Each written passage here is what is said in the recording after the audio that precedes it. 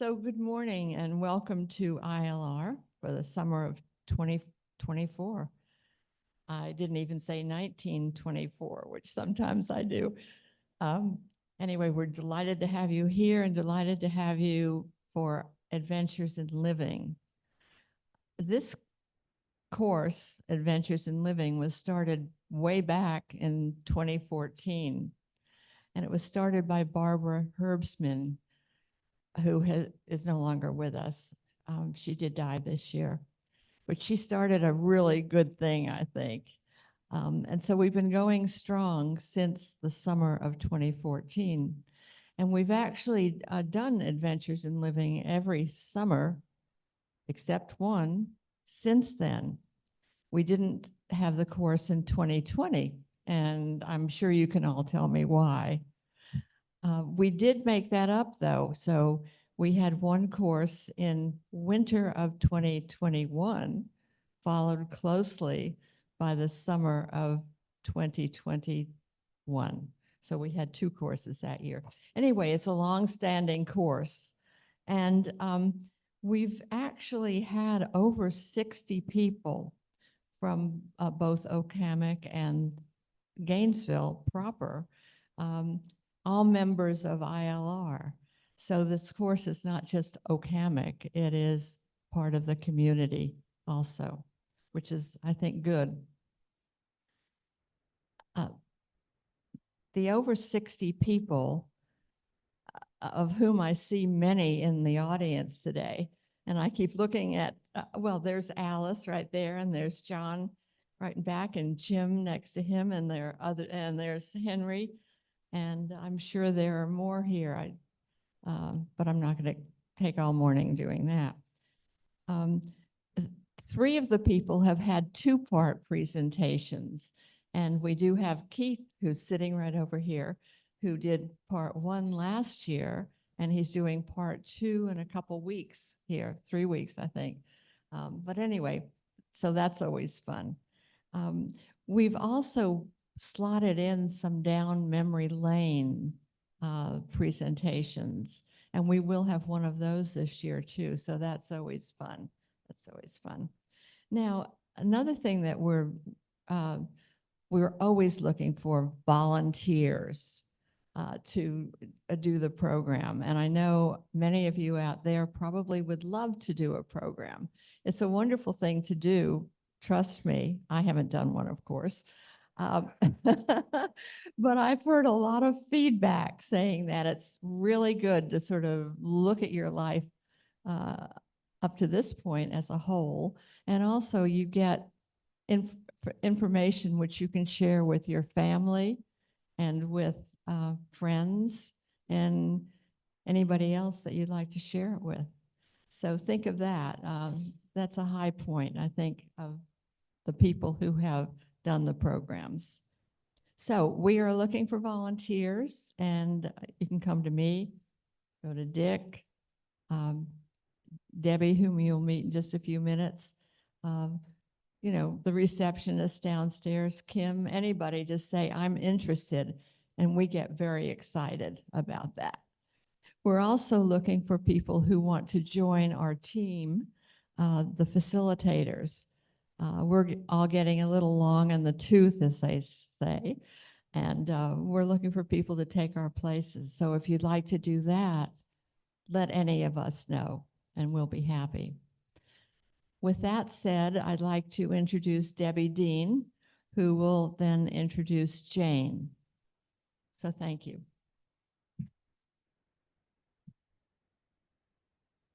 Good morning, everyone. Welcome back to Adventures in Living. It's great to see so many of you.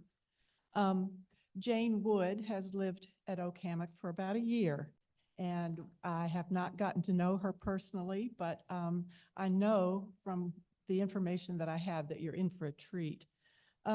Jane sent me the most intriguing and low-key introductory remarks that I've ever had from somebody, and I want to preface her remarks with research I did on the resident directory. Jane grew up in Western New York and attended schools in Colorado and Southern England.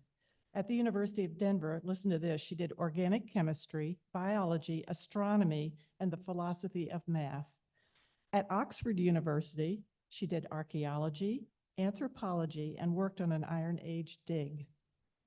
Her hobbies are astronomy, photography, Buddhist philosophy, Taoism, growing microgreens, walking, and conversation. Her career was as an IT systems analyst and a crisis hotline. She has a daughter and 2 grandchildren, and she's lived in California, Maryland, Philadelphia, Key West, and St. Augustine. And the last, St. Augustine, brings me to this wonderful introduction that she sent me to give to you today. Not long before coming here, I had never heard of this community. Then one morning in St. Augustine on a beach walk before dawn, I crossed paths with a stranger. We were standing by the sea observing planet Venus. In our conversation, he happened to mention Oak Hammock in Gainesville.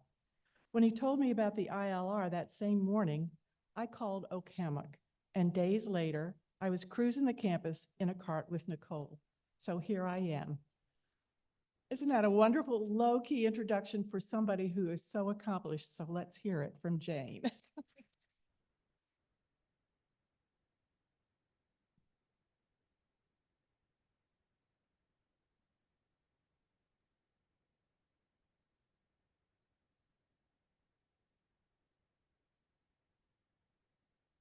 How's the audio? Are you hearing me okay?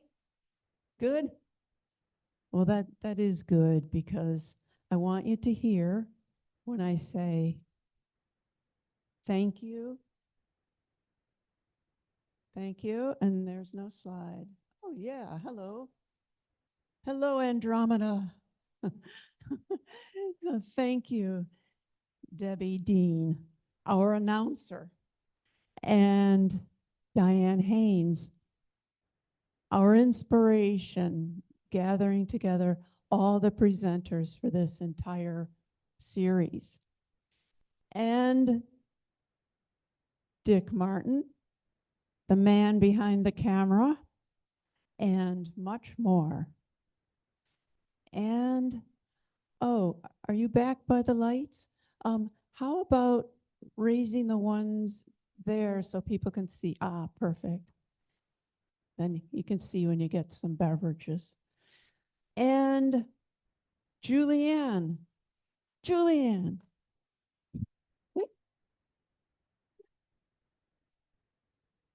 And we welcome Pam. And yes. And there is not enough time to describe all that Julianne does for us. So thank you, all of you.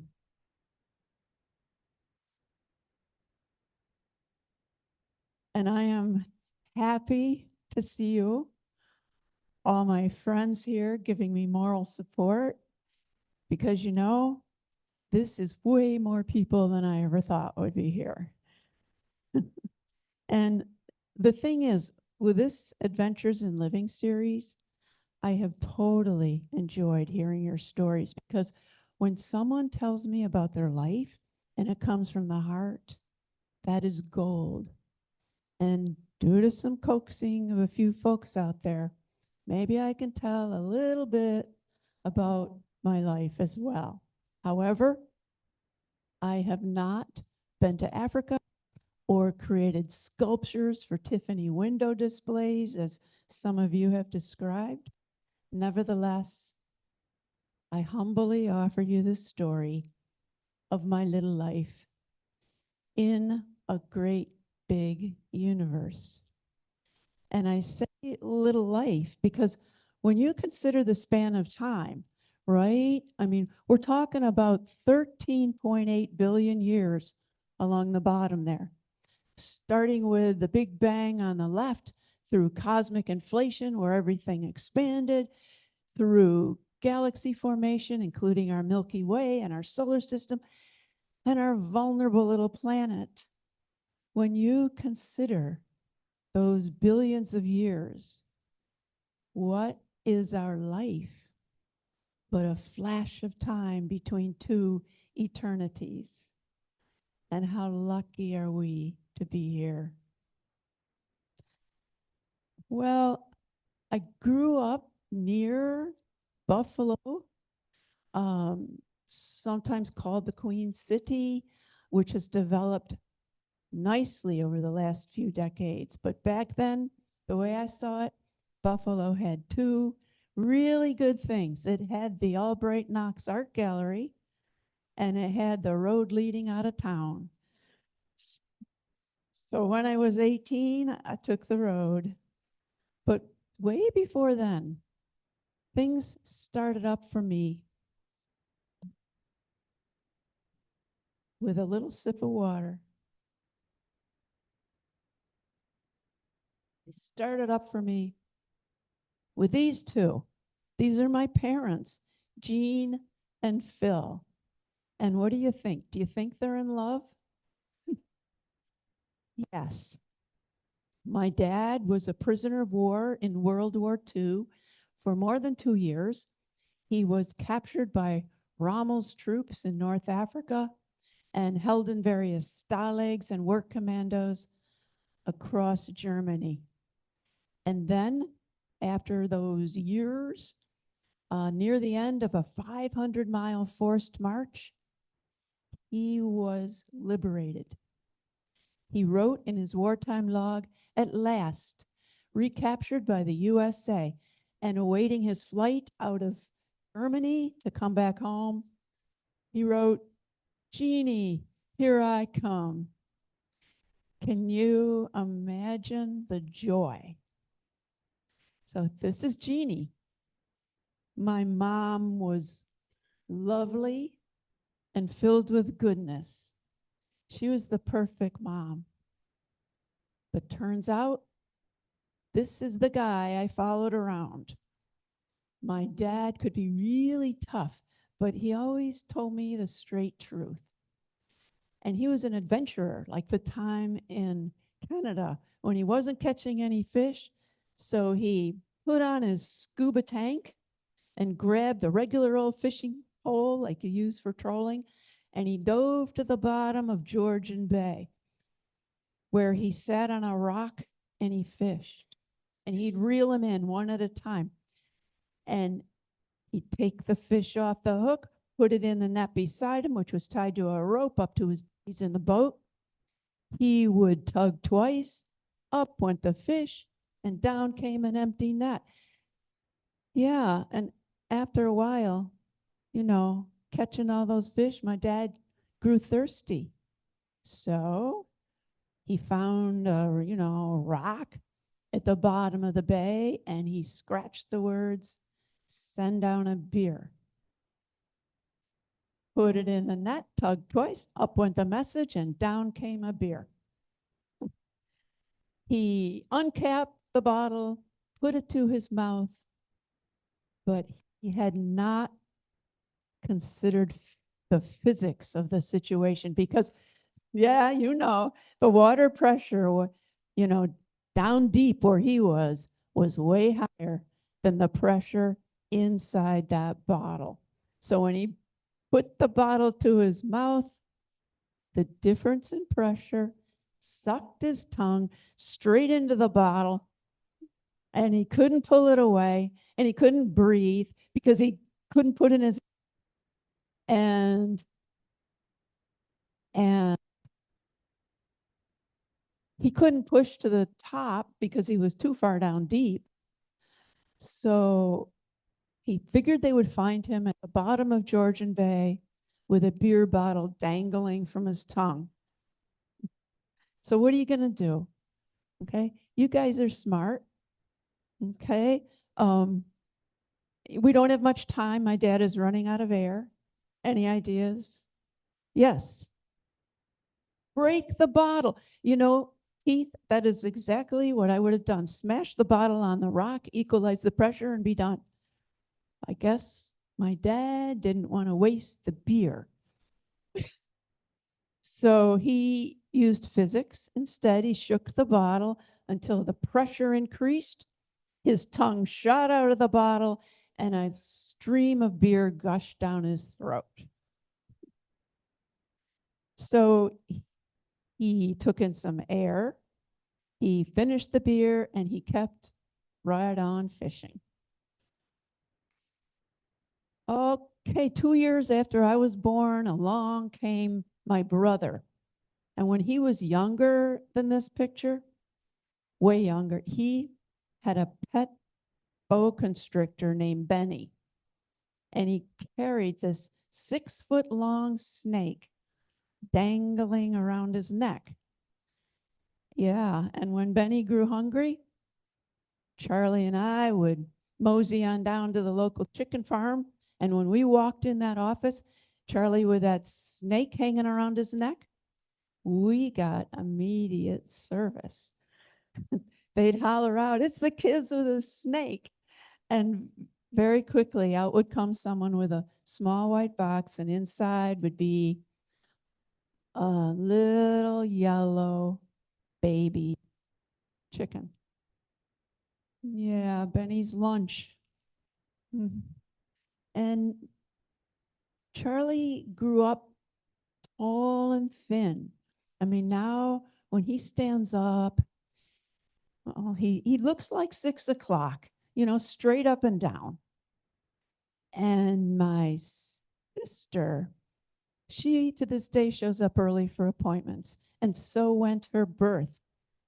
Martha was born 2 months premature. She was barely 3 pounds, and they could hold her in the palm of their hand. But don't you know, Martha grew up big and strong. And just like her dad, she's a real adventurer. Our family, I know. It would seem good, right? Maybe my sister's having second thoughts on the right here. But all in all, we were good. Until I reached the age of 7, younger than this picture. At age 7, I grew haunted with questions, serious wonders, such as what is on the other side of the sky? The grown-ups told me, Janie, they said, the sky never ends. Well, that kept me up at night because as far as I could see, everything ends. So why not the sky? And that just brought on more questions about the cosmos, and the grown-ups had no good answers. So I figured it was a family secret and I would just have to wait until I grew up. And then all those questions became mixed in with concerns, such as duck and cover exercises at school. Remember this? Our trusted teachers told us to crawl under our desks and curl up in a ball. How come, I asked? Oh, to protect us from bombs falling out of the sky. So there I was, lost in all these questions and concerns, until at last I was distracted by cousins. They were sprouting up all around me. My grandparents had 3 kids. They had John in the middle, Joan over on the left, and my dad who's taking the picture, and they all grew up together. Then they all built houses next door to each other and raised their families. So really, I had 6 parents and 10 brothers and sisters. You can see all the cousins, they're all girls, except my brother. And on the right here, I was the oldest kid. Oh, yeah, Christmas was the only day of the year that we cousins were allowed to drink soda pop. So we guzzled it like it was going out of style until our sugar highs drove the grown-ups nuts. I mean, look at this picture. Do you think we might be stoned on sugar? This one in the middle in plaid, she's catatonic. And next to her in yellow, she has eyes rolling back in her head. And these 2 standing up there are utterly euphoric. Our cousin culture, thrives to this day, but we are rushing ahead. Let us go back to third grade where I had 9 boyfriends. That's right. I fell in love with all 9 planets. And this is before Jupiter was kicked out of the solar system, but I figured learning about the solar system would help with my question about how can the sky never end. Thus began an incurable crush on the cosmos. Oh dear. Okay. Do we have to do this one? Let me postpone.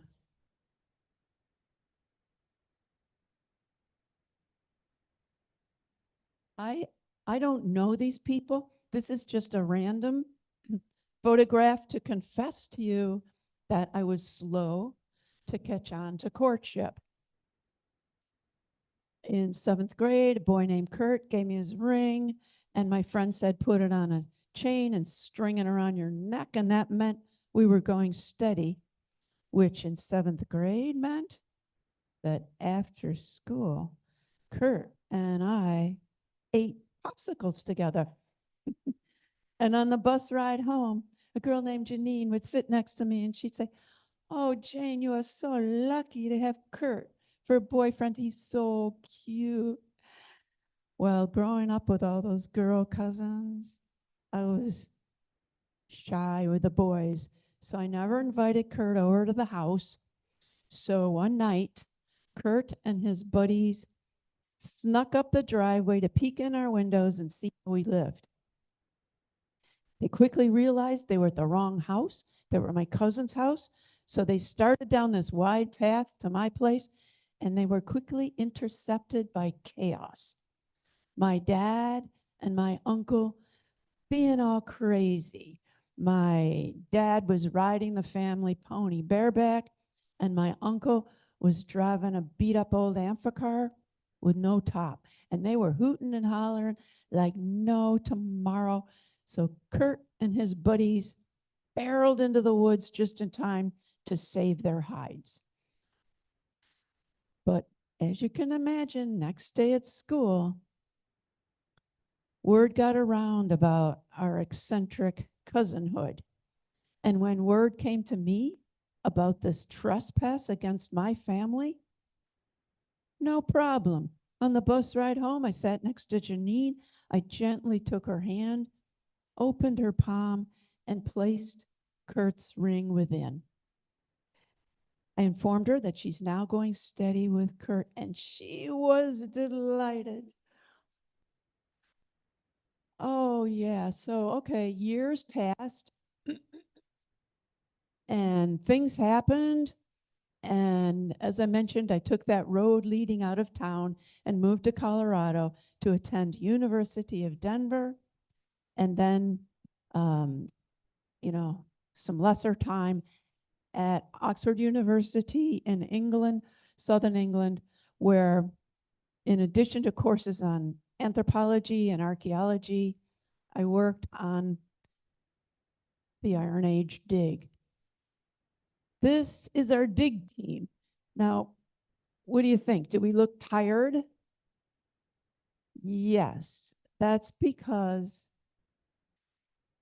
we spent all day at the bottom of 6-foot deep holes with tiny trowels, scraping dirt away from artifacts, and we loved this work, all except one guy.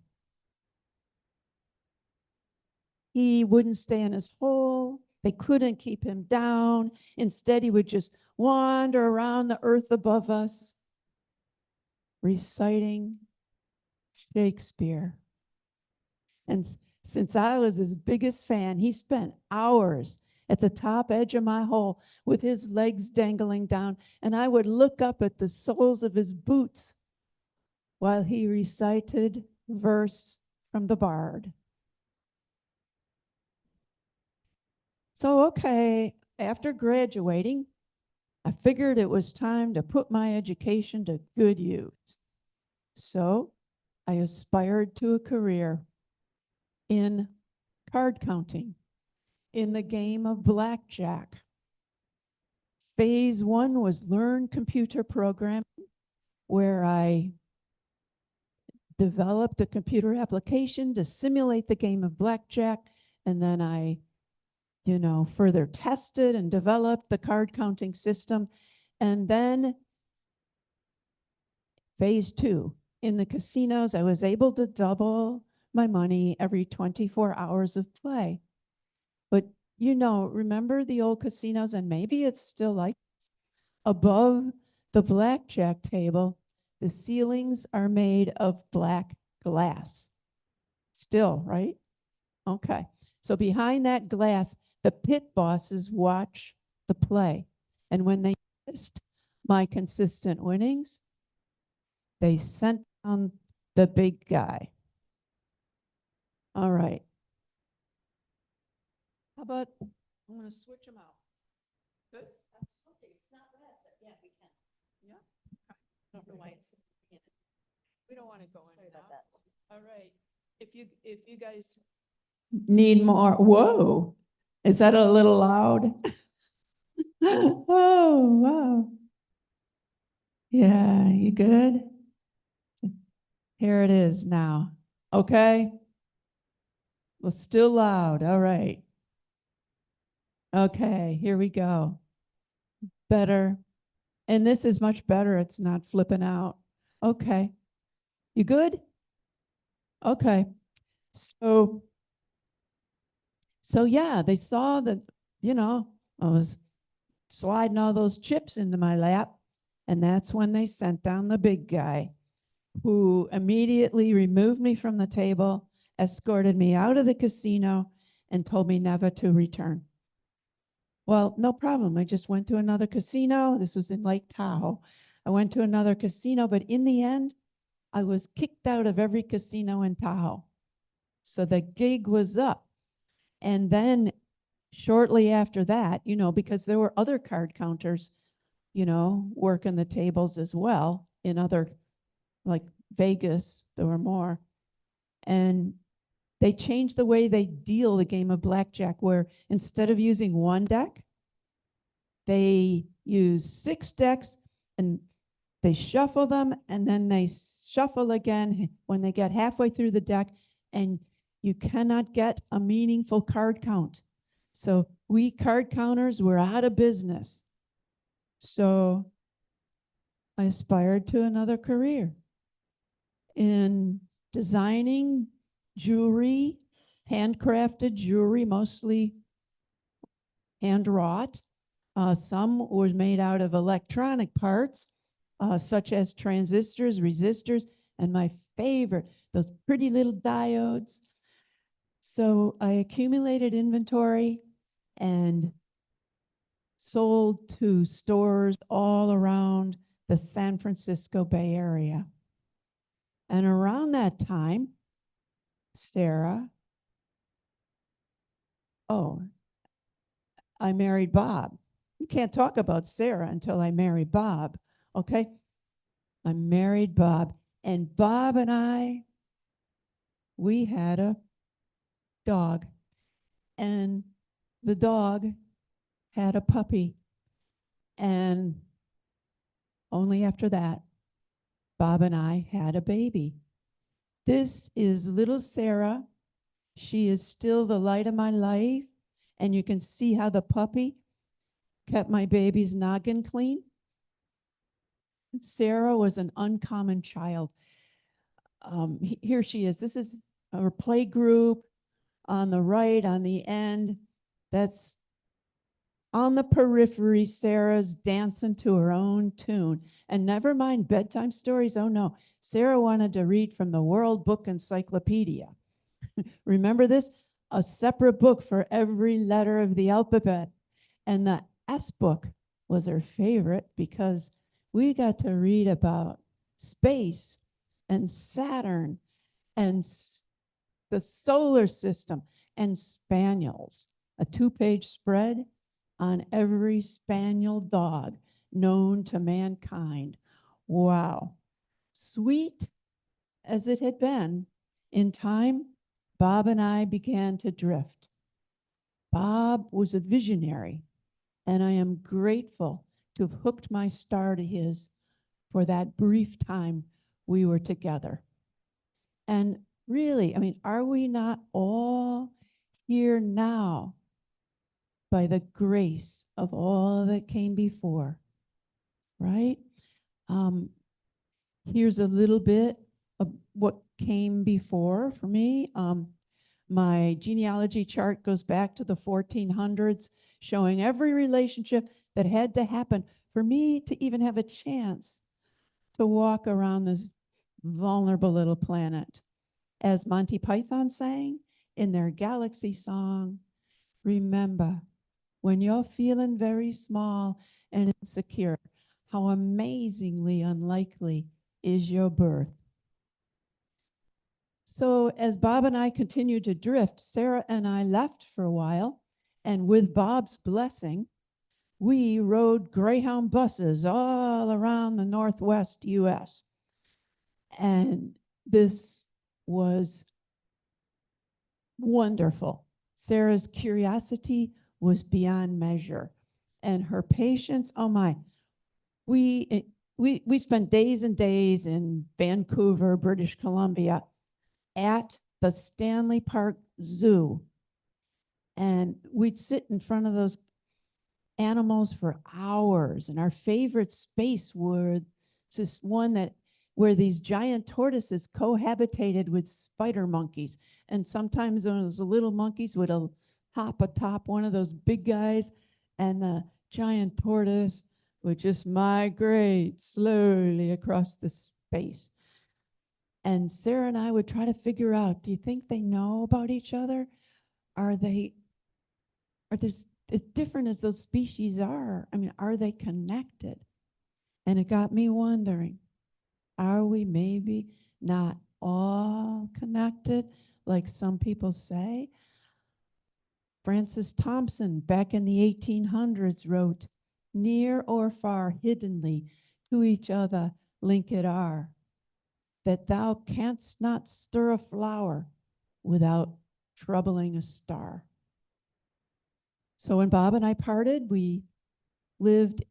Sarah and I lived in East Otto in Western New York in this little house. There's our garden on the right, and there's Sarah pumping water. And you see that dog? That's the little puppy that kept Sarah's noggin clean. And you notice there are no wires coming into this house. And that's because there weren't any.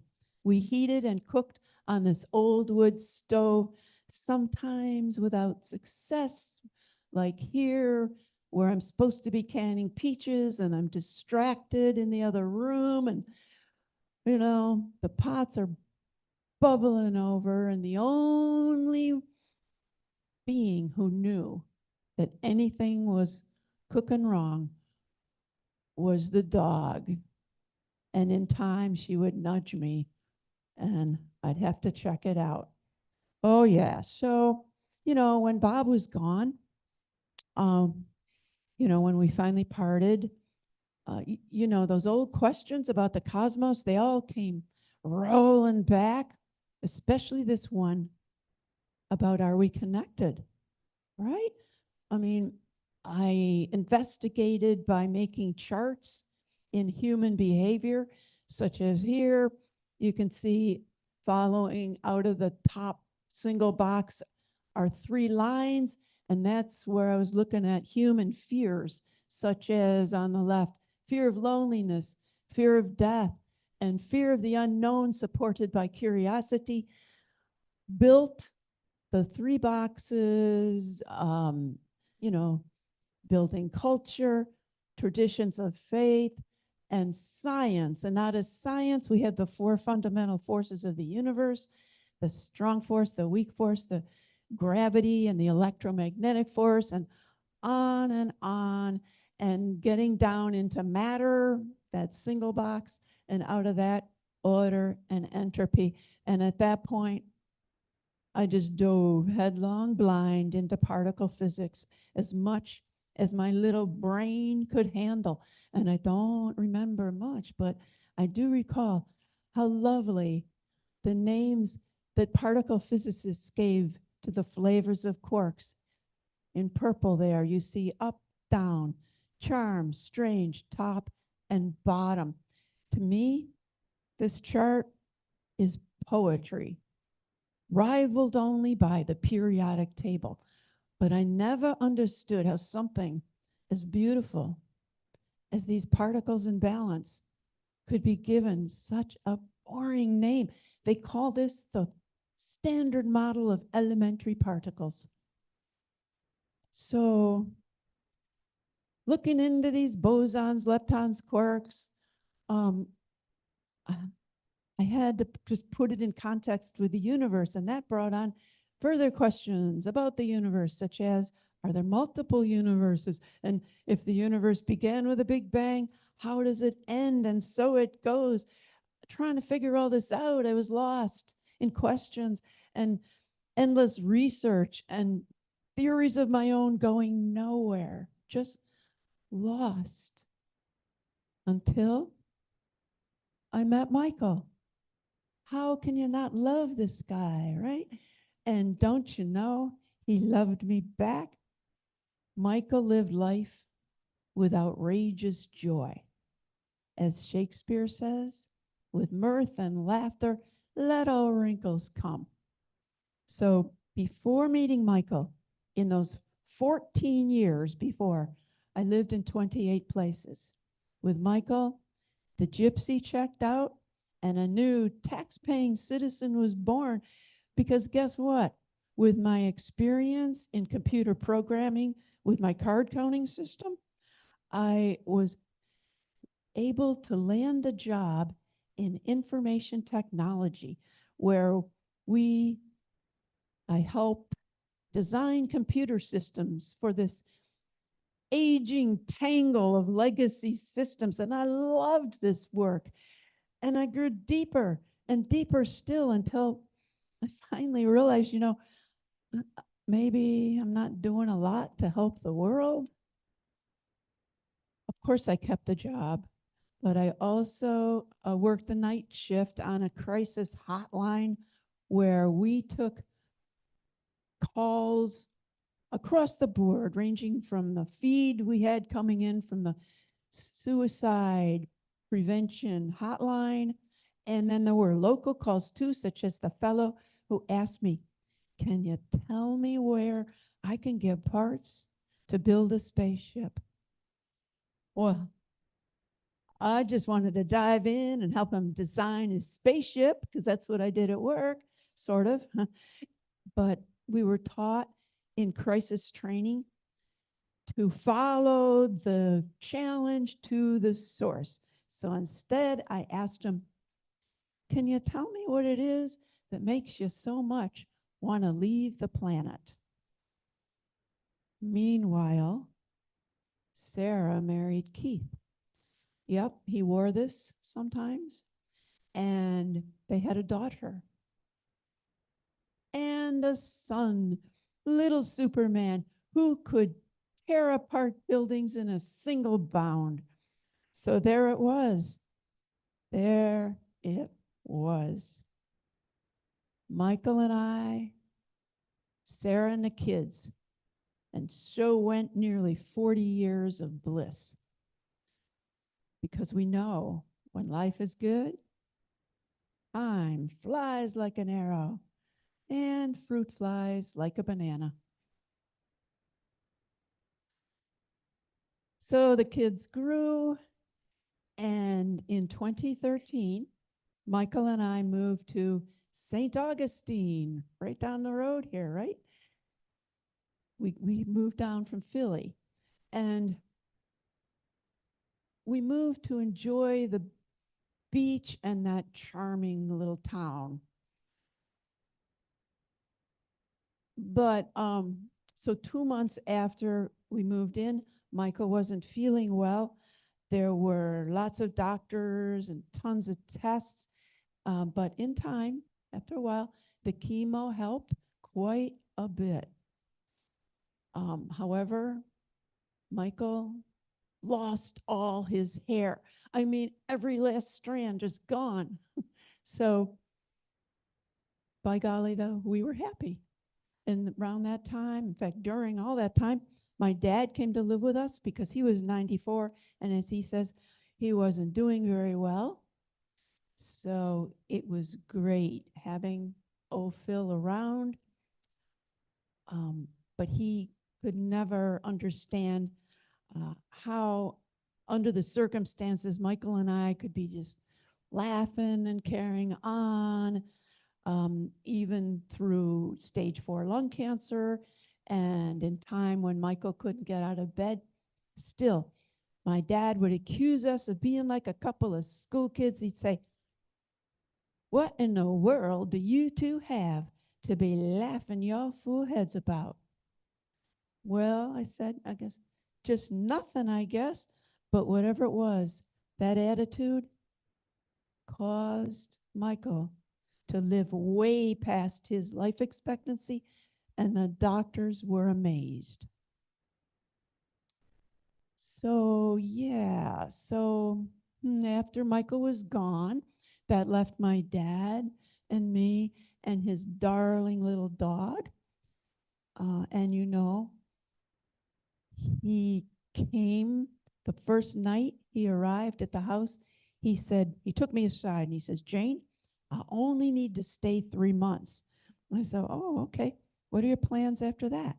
And he said, "Well, with the way my breathing is going down, the way I'm losing my abilities, that's how long I'm going to live." I said, "We'll see about that." So I connected him with some good doctors, and every morning, "Hey, Dad, let's go for a walk." He'd say, "I can only walk 3 blocks." I'd say, "Good, let's do it." Every day that week, 3 blocks. Next week, 4 blocks. Oh, did I say blocks? No, actually, he said, rewind. He said, "I can only walk 3 houses," right? Next week, 4 houses, then 5. And before you knew it, yes, we were walking around the whole darn block. And yeah, in time, throw another block in there too. So don't you know, my dad, the 3 months that he said he had to live turned into 3 years. So now with my dad and Michael both gone, you guys know already what happened. What happened, right? Those questions about the cosmos, they just came rolling back. And I was reaching for answers. Are there multiple universes? How does the universe end? Are we connected? And how can the sky never end? And I was just reaching, like here, I remember reaching, thinking the answers could be anywhere. They could be in the veins of that leaf, because when you look at that leaf close up, doesn't it look like it contains the whole wide world?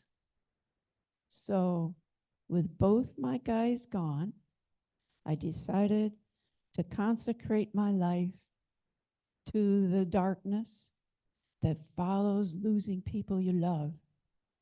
Because wouldn't insufferable darkness be the perfect petri dish for exploring those questions?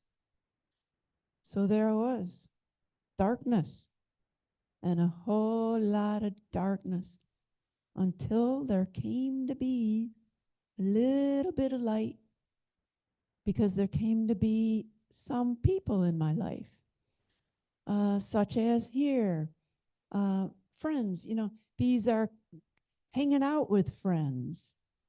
And then later in time, there were mahjong friends, and there were sand kicking friends, and there were new friends and old friends,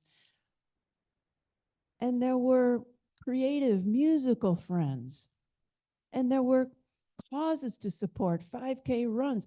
There were starving dogs to feed, for goodness sakes. So we marched for those hungry dogs. And then in time, there came to be a little more light. I mean, we're talking about years down the road now, years.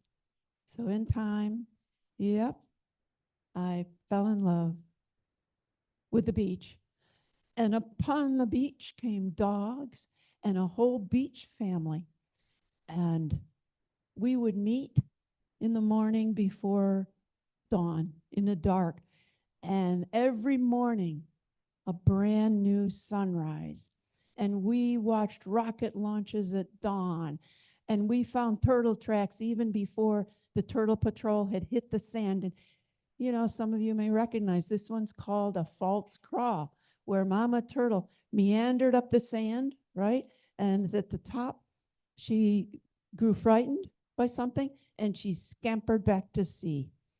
And we came to know the denizens of the beach, those humans that just seemed to emerge straight out of the sand. And the sea pushed me more toward those questions, but darn, you know, my brain just wasn't big enough to come up with answers. So I turned more to the beach. And, you know, the sand was generous and the sun just poured out its heart, making sunshine daiquiris for us all. So in endless beach walks, many of them on my own, I studied. I figured, you know, making discoveries would help with these questions. So I explored, for example, atmospheric phenomena such as here, cloud luminescence. That's that rainbow light near the edge of the cloud. And that is brought to us by the physics of light diffraction. And I studied erosion, such as here, where a child's castle from yesterday eroded to a small volcano in the morning. And the physics of waves, such as here, breaking surf, grabbing hold of the sun. And this colors, studying colors, such as this autumn sunset with an insane stroke of red. And clouds, of course, clouds, look at them swirl. So in summary, the center of our solar system was so generous toward my questions that I put the sun on a pedestal for all the good it gives. And this left one final step, which was to turn from the light and go into the darkness. So I joined an astronomy club. Oh, hello. And we turned people onto the universe. The children moved me the most, such as here's Linda working with this young gal who, never mind the stars, she wanted to talk about black holes. And we, on another night, showed people through telescopes the quarter moon. And one child peered into that scope at those detailed lunar features and said, "That is not real. You put a picture in there." And we watched rocket launches from our observation deck by the sea, including this Falcon Heavy launch, where I managed to capture a phenomenon called the space jellyfish. All right, on the left edge, that little bright light, that's the rocket. Behind the rocket, you see a bulbous shape. That's called a space jellyfish. And in the rising from the vapor trails, you see the dragon wings of two booster rockets falling off. And we held astrophotography exhibits every year, curated from all photographs from the club. And what's an astronomy club without the night sky? So here, bubbling up from this blue marble martini, we have stars. And you recognize Orion with his belt and his sword. And along the left edge of the glass, that's the big dog, Canis Major. And up here on the upper left, those two bright stars, the little dog, Canis Minor. And leaping, they're both those dogs are chasing this rabbit here that's Lepus, leaping from the glass. And later in life, you know how people sometimes reconnect with, you know, people they knew in school. So the night sky brought back the planets. And here's Jupiter hanging off the north edge of the waxing crescent moon. And you see that light below, the brighter light? That's Venus. And see how far apart they are? They grow closer by the night until nearing their conjunction. Jupiter and Venus get cozy under the limbs. Do you see them? Right under the limbs. Okay, so what about the questions, right? What about the questions? So I had planned to show you what I found, but somebody wiser than me said, you know, Jane, people are coming there to hear about your life. They, instead of hearing about the cosmologist theories on multiple universes or the latest views on how the universe ends, and they sure don't want to hear about the science of entangled particles. Darn, I really wanted to show you, but I guess she's right, because if I did, I would be dragging you clear through lunch. So instead, can I at least touch upon the most important question of all? How can the sky never end? I mean, or as I asked as a child, what's on the other side of the sky? So for this, I know up till now, I've been kidding about boyfriends, you know, like those 9 boyfriends that turned into planets, and then how I fell in love with the beach. For this question, I did connect with a real boyfriend, and some of you know him. His name is Jimmy Webb, more commonly known as the James Webb Space Telescope. Jimmy brings me bouquets of stars and galaxies from a sky that never ends, or so it seems. James Webb brings us images of the cosmos. Light comes in, reflects off these 18 huge golden mirrors, and transmits the images back to Earth. James Webb Space Telescope brought us the Ring Nebula in the constellation Lyra. And you've seen this one, the Carina Nebula, from 7,000 light years away. And this is the last one I'll show you. This deep field image from James Webb goes 13 billion light years deep. And even with that distance and that vastness, astronomers still have not found the edge of the sky. So what are we going to do? I feel like my dad down at the bottom of Georgian Bay with a beer bottle dangling from his tongue. What are we going to do? We are going to stay healthy, and we are going to keep searching and hope that one day our telescopes will improve enough where we can bump into the edge of the sky, or we'll just keep going deeper and deeper into forever. So let us close with the span of time. From the Big Bang through cosmic inflation, galaxy formation, including the Milky Way, the solar system, our vulnerable little planet, bringing us right here inside this oak room, all of us, where I am glad beyond measure to be living with you here at Oak Hammock, where right on our very own campus, the moon hangs high and the sun sinks low, and the universe, with all its mysteries, rises in our own backyard. Thank you.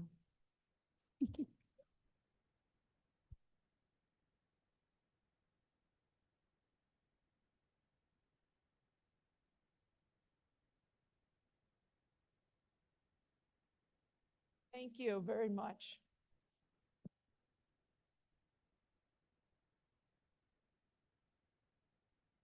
Oh, about the question. Okay.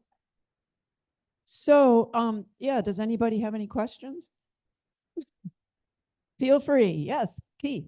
Oh, wait, you're doing it. Okay.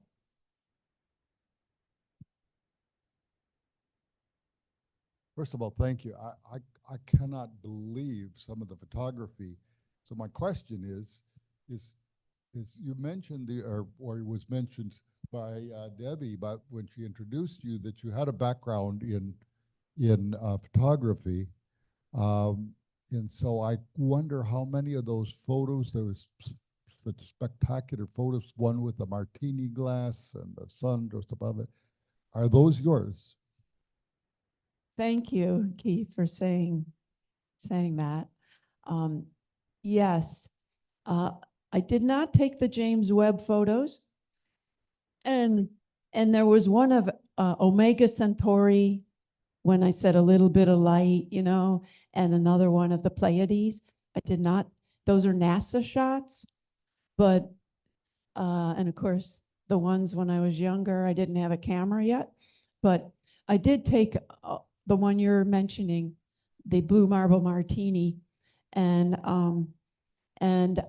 other ones with the planets and the stars and, so on. So yes, thank you. Yes.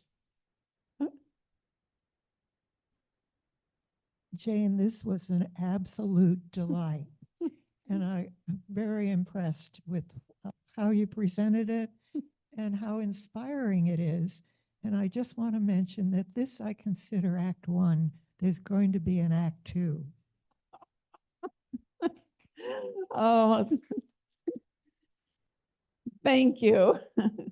Thank you so much for saying that. Makes me feel good.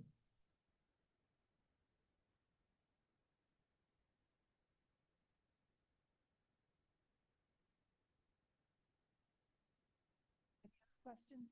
Oh, here we have. I'll go to Martin then.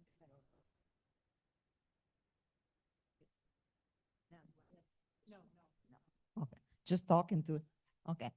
Jane, that was a wonderful, wonderful lecture, very rich in topics.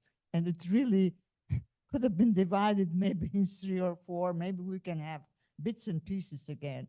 But it was very interesting. And it just, blew my mind. And then the photography. Those are most wonderful pictures. Very interesting. I hope you're going to put them out on display sometimes. That's what Thank Keith, you very much. Thank you. thank you. That's what Keith has been saying about the paintings. Yeah. Mhm. And this is from Marta, who is a wonderful photographer herself. Oh, yeah. Yeah. What was the camera you used? I knew someone would ask, so I brought my camera. That's it. That's it. I work it using the night exposure, and then sometimes I drop down the exposure so that the stars show. Because if I just take it, even though how these cameras are, they can take a practically dark sky and turn it blue. So I kind of mess with it a bit. And many of those shots were taken at a place 30 seconds from where I live. There's a wildlife refuge, and there's this chain link fence all around it. And I would lean up against the fence, and the mosquitoes would start on me for dinner, and the ants would be crawling on my bare feet, and I had to get the shot, and so I'd be a mess afterwards with all these mosquito bites. But yeah, that's it. That's all it was. Mhm.